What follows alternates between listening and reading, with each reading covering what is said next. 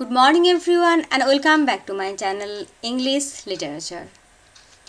Today we will read Shakespeare's tragedy Antony and Cleopatra.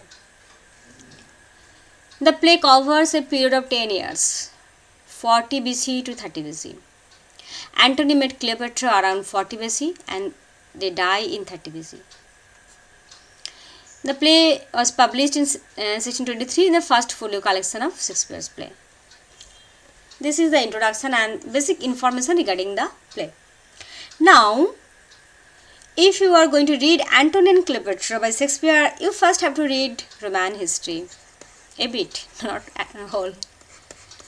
Because most of the characters and the major characters of Antony and Cleopatra is based on the Roman history. So it will be more easy for us to understand Antony and Cleopatra if we are remain acquainted with the Roman history and the major characters. Okay. Roman history will start the Roman Empire. You can find Eastern Roman Empire and the Western Roman Empire, the Rome city. And we will start our journey of Roman history from the first triumvirate. Who was the first triumvirate? The three: Pompey, Crassus and Caesar. This is Pompey, this is Crassus, this is Caesar. So they are the first triumvirate who hold the power of Roman Republic. Now, murder of Caesar. Cassius and Brutus. If you go through Shakespeare's Julius Caesar or Caesar's history, then you will find Cassius and Brutus. They murdered Caesar in 44 BC. So after Caesar's death, what happened? Mark Antony, Lepidus and Octavius, they become powerful. In 42 BC, at the Battle of Philippi, Mark Antony, Octavius and Lepidus. You may have some confusion against this name Octavian. Somewhere you will find the name Octavian. Actually, it will be Octavian, not Octavius. Octavius was from his birth around 66 or 62 BC. I cannot remember properly. It was Octavius. But after he was baptized, he take the name Octavian. So let's just go Octavian, Octavius, both are the same person. Now, Mark Antony, Octavius and Lepidus, they defeated the armies of Julius Caesar's assassins. Who are they? Brutus and Cassius. And their victory made them the rulers of Rome. Now they formed the second triumvirate. Mark Antony, Lepidus and Octavius. You understand? Okay. Now, although the three men, they formed a triumvirate, they were not united.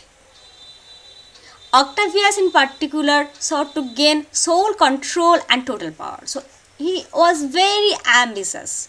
He wanted to be the sole ruler. He wanted to be the one and only ruler of Rome. He transformed the Roman Republic into Roman Empire and became the first Roman emperor, and he took the name Augustus Caesar. Who will read Roman history will read in details about these things. Okay. Now we have to return back to Antony and Cleopatra. Antony and Cleopatra. Cleopatra is asking, if it be love indeed, tell me how much? Antony is saying, there is vagary in the love that can be reckoned. Cleopatra, I'll set a bound, how far to be loved? Antony, then must thou needs find new heaven, new earth. So Antony's love for Cleopatra is boundless. It will not be sufficient in this earth, in this heaven. There need new heaven and new earth. So it is a wonderful love story. It is going to be.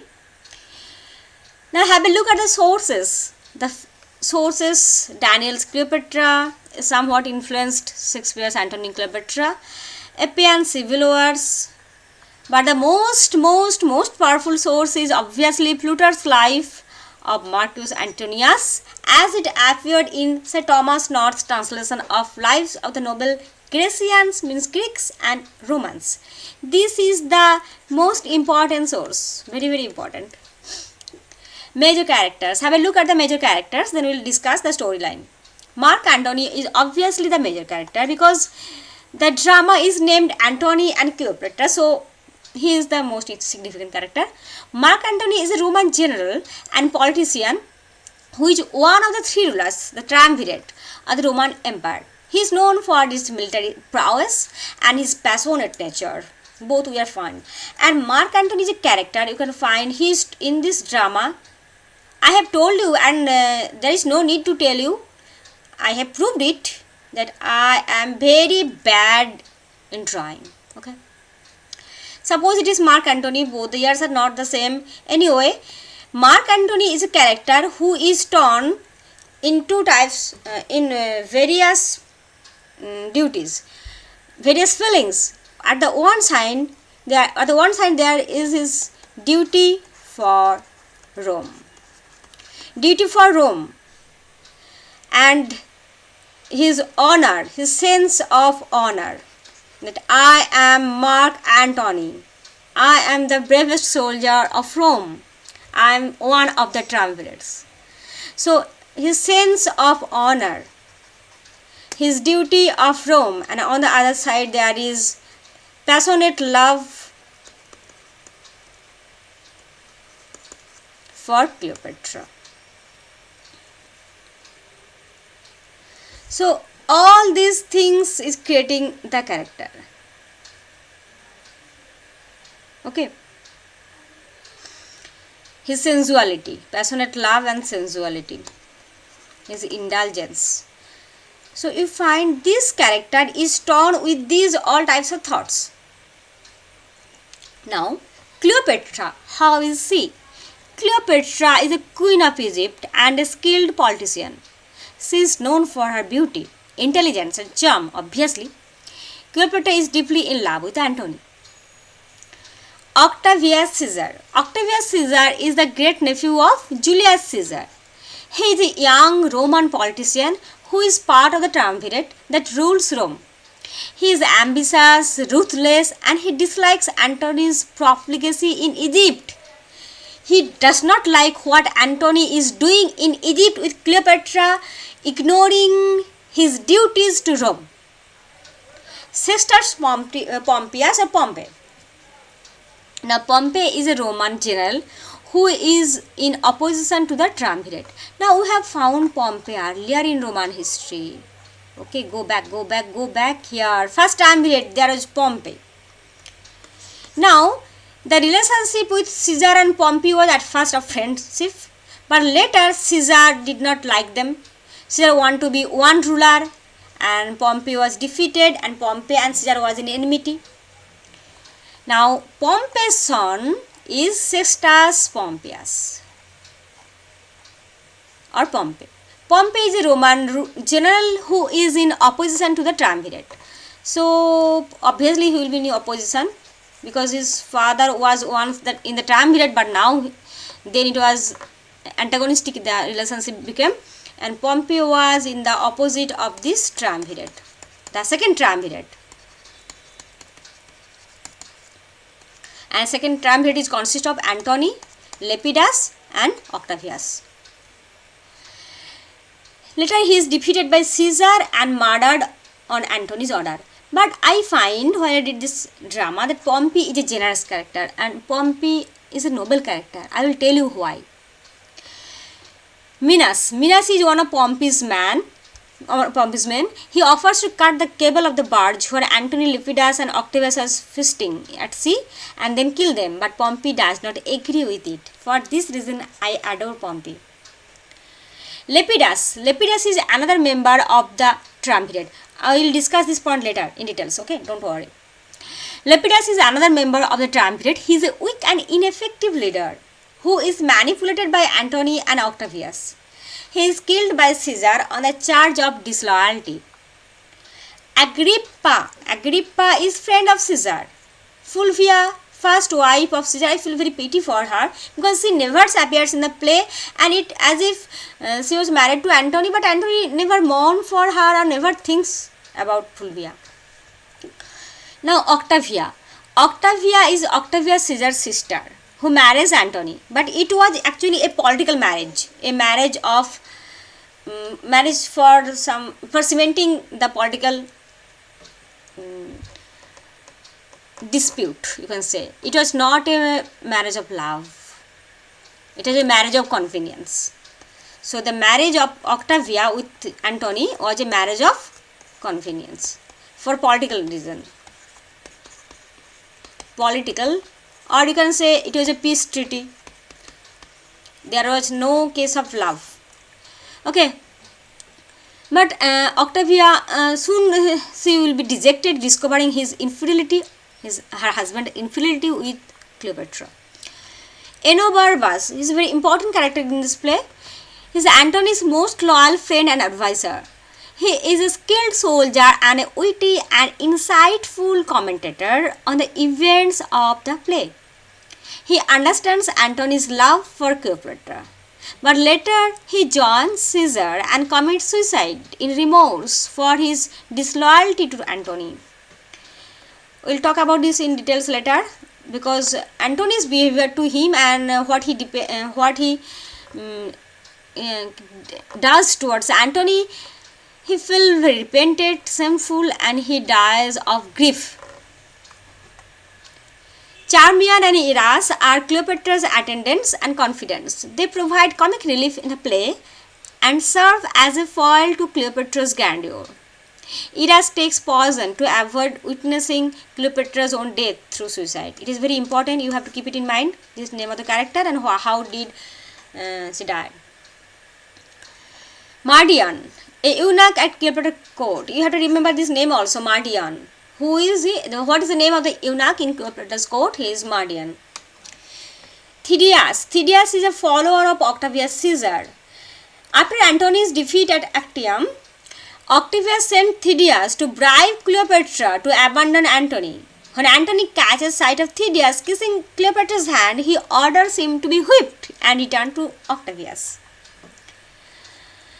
Diomedes is an attendant to Cleopatra. He is sent by a worried Cleopatra to tell Antony that she is not dead. But her message comes too late. When we will read the storyline, we will find that at one point Cleopatra feigns to be dead and send a message that Cleopatra is dead. But hearing that, Antony takes her own life. And when Cleopatra fears that something bad may happen, she sends Diomedes, but it was too late because Antony has already wounded himself by his sword. Dolabella is Octavius Caesar's attendant.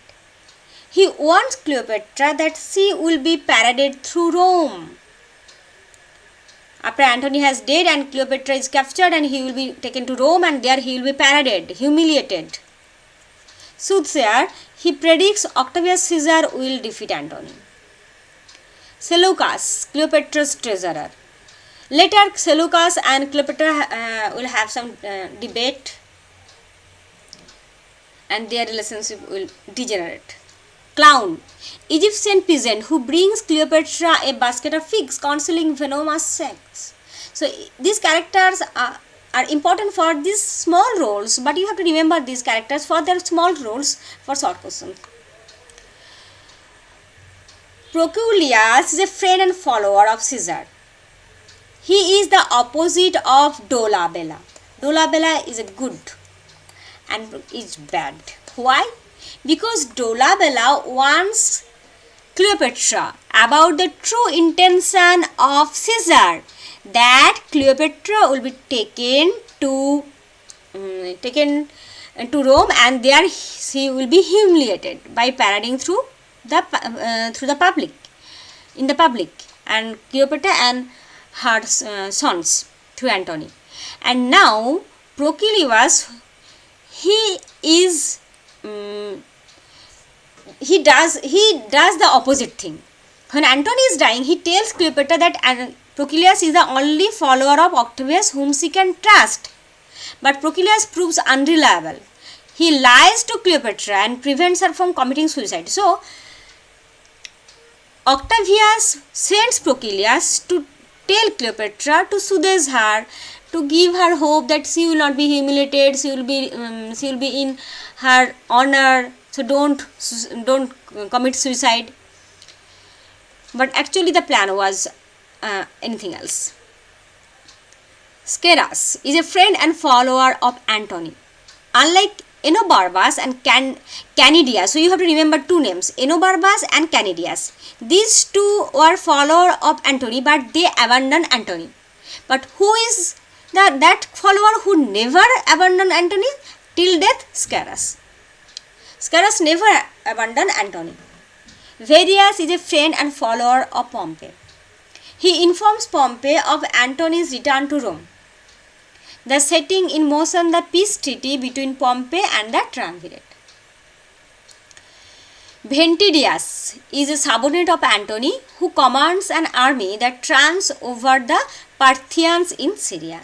So these are the characters, and again you will find there are plethora of characters like followers, messengers, attendants. You cannot keep in mind all these characters, but some are the important characters are discussed here, and you have to remember these names.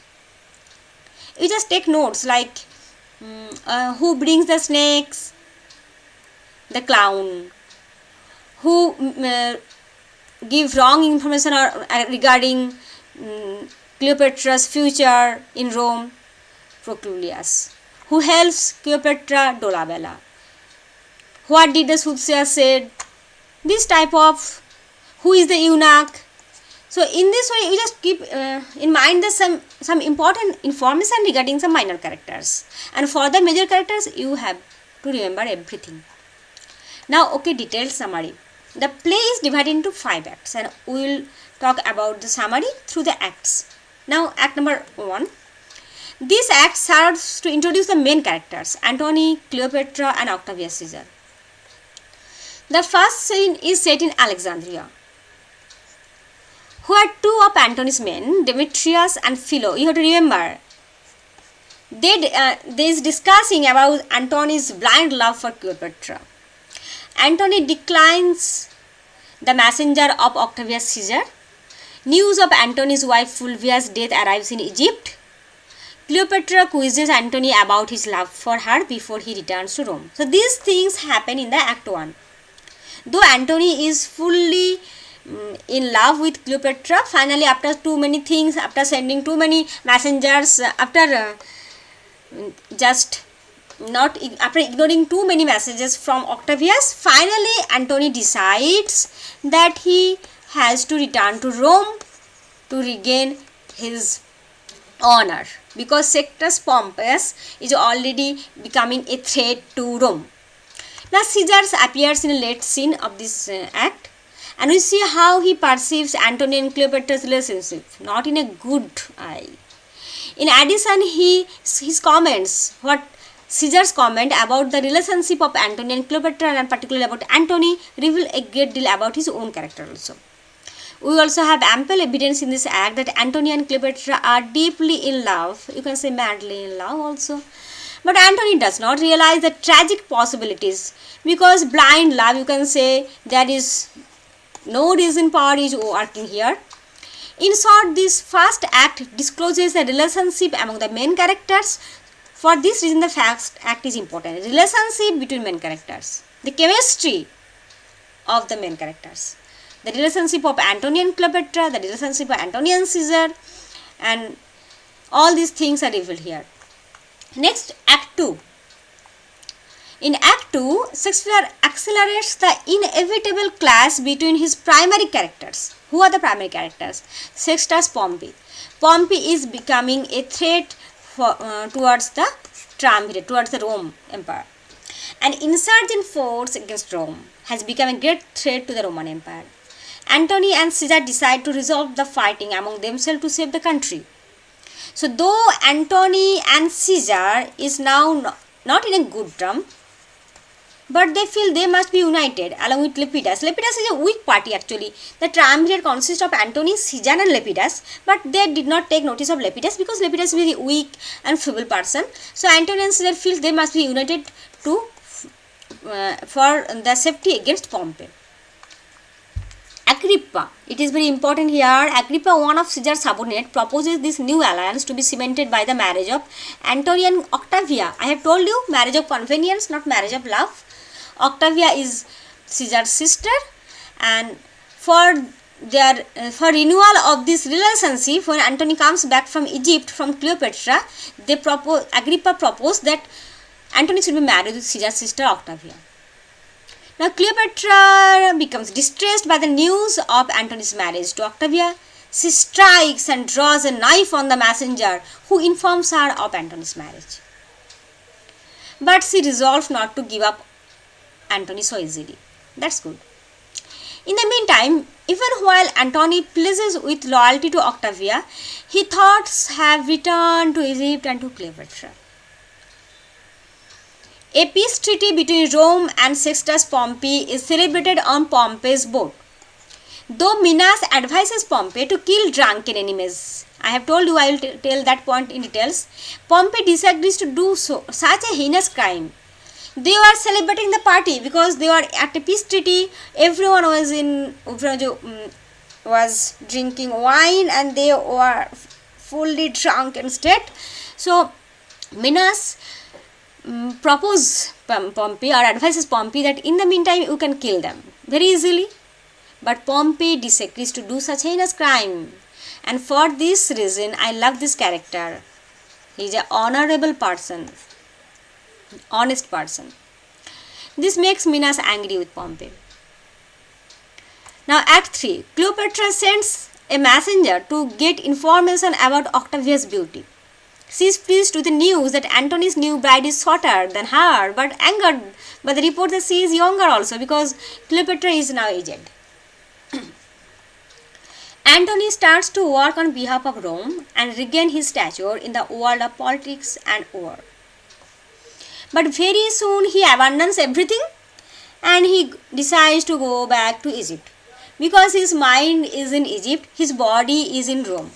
So poor Antony is revolving around these two places. This is Antony. Rome, Egypt. Octavia accompanies Antony to Athens. Octavia, the newly married bride, but she returns to Rome alone after Antony decides to return to Cleopatra. Octavia's disgrace provokes Octavius Caesar to declare war against Antony. Sister's disgrace enrages the brother. War begins. Enobarbus, now here is mistake, urges Cleopatra to remain distant from Antony's military campaign. But Cleopatra refuses.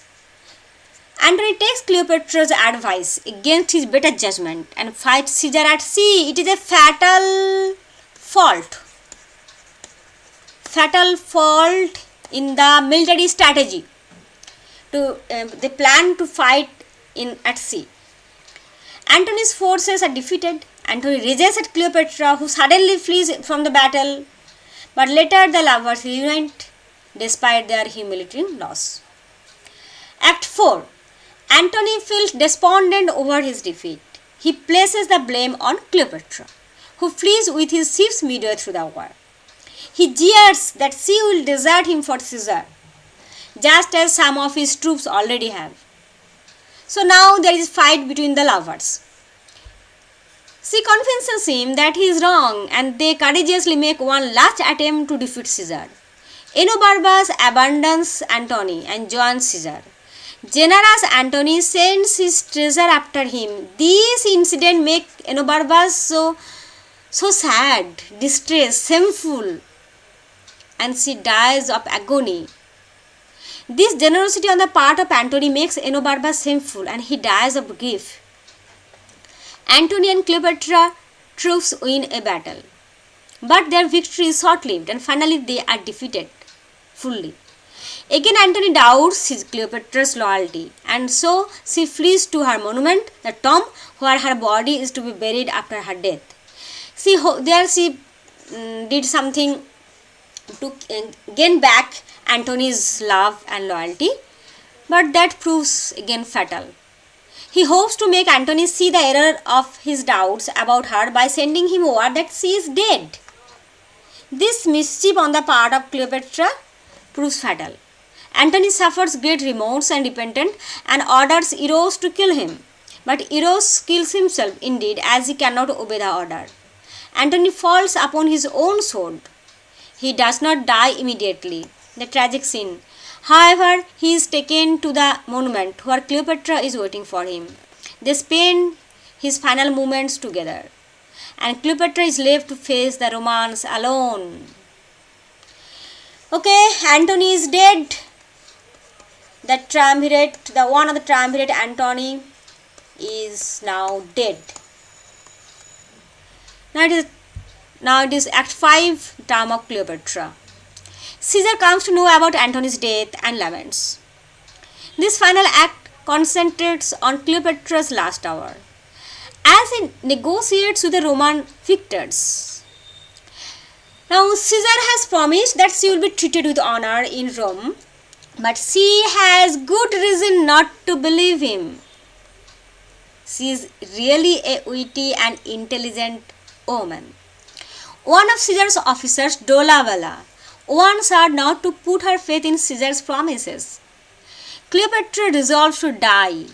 She dresses in her majestic robes and orders her confidants to bring poisonous snakes. She places the snakes on her breast. How Cleopatra dies, you have to remember this, and accepts death graciously like a queen. Octavius arrives to find them dead. Whom? Antony dead, Cleopatra dead, and Cleopatra's attendants are also dead. And they ordered his men to bury both Antony and Cleopatra together. Finish. Now you have to keep in mind T.S. Eliot adapts Shakespeare's description of Cleopatra for the wasteland. Okay. So Antony and Cleopatra. Do you like this play? If you want to go through the details of the play, you have to read the play. Okay. Bye. Thank you.